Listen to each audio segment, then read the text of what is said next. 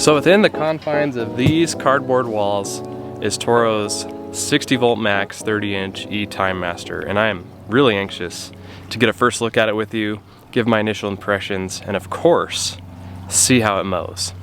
Here we go.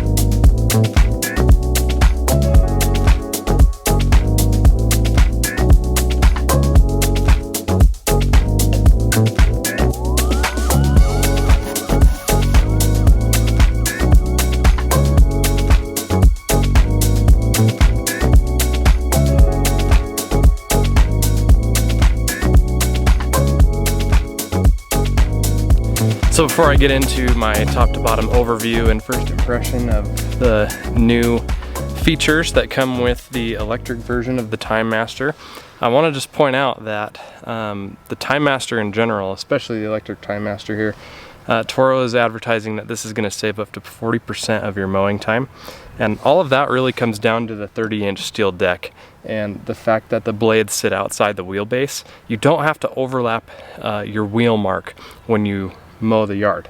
You can get right up next to it and you get 30 inches every time, which is awesome. It really does save a lot of time. I've had the Timemaster, I've had a gas Timemaster this is my 4th year with the gas Timemaster. I'm very familiar with the Timemaster and I'm excited to see how this matches up. I have a lot of questions, and the videos that I put out here over the next little while this season will hopefully answer those questions. So if you're not already subscribed to the channel, please consider subscribing. Let's see how the eTimemaster matches up with the gas Timemaster. So to get started, this is model number 21491. This comes with two 10 amp hour batteries, big batteries. And they're saying that you can mow up to 2/3 of an acre and it'll give you 65 minutes of runtime, which for the 7,000 square feet that I'm mowing back here, plenty. So not worried about battery life at all. I'm going to go through this top to bottom again with the batteries. It's the same 60 volt batteries that go with all the other tools that Toro has on their 60 volt lineup. So the string trimmers, the leaf blowers, the hedge trimmers, all the things, same batteries, and they're all interchangeable, which is awesome. So top to bottom, let's see what we have here. I want to start with the handlebar, and you'll notice that they have changed the design on the bail bar. It used to be a blue handle that just kind of came just underneath the handle here. This is more of a rectangular shaped solid handle. This is really nice. I actually think it's better design. I was pleasantly surprised by this. So working the way down the handle here, you have the actual start button. To start the mower, you have to pull this safety handle back against the personal pace handle, and then you can push this button and it will start the machine. And then it has a switch on it to go from auto to max, and that's just the difference between having maximum power all the time or when the mower thinks you need it, which I think is a cool feature because the automatic setting will save battery life. All right, looking at the back side underneath, it's very similar. It's exactly the same.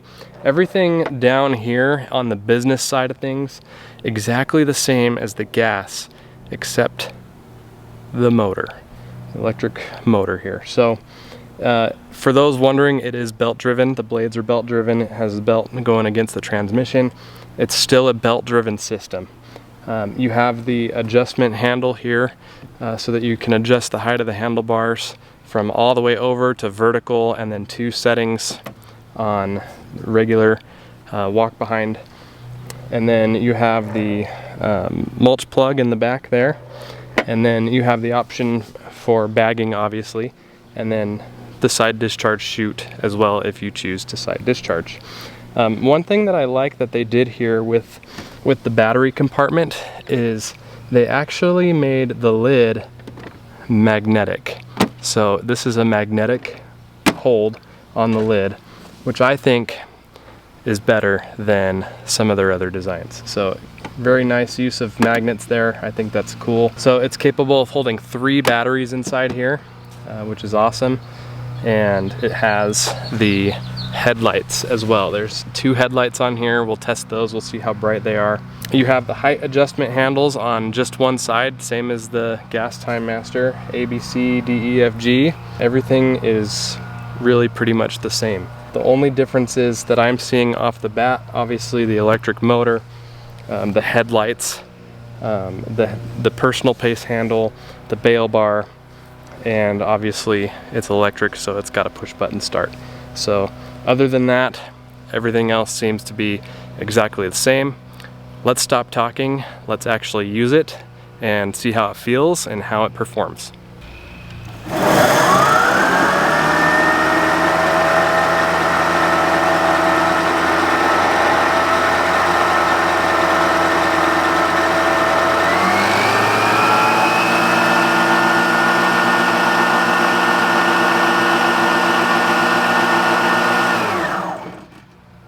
Cool.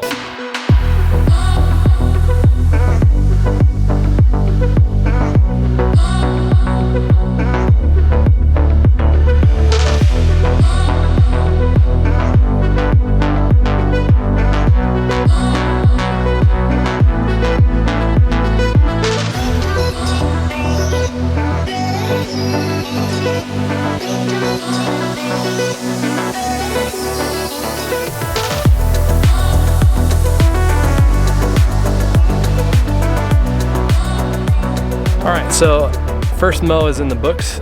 My initial thoughts are that the cut quality is really good.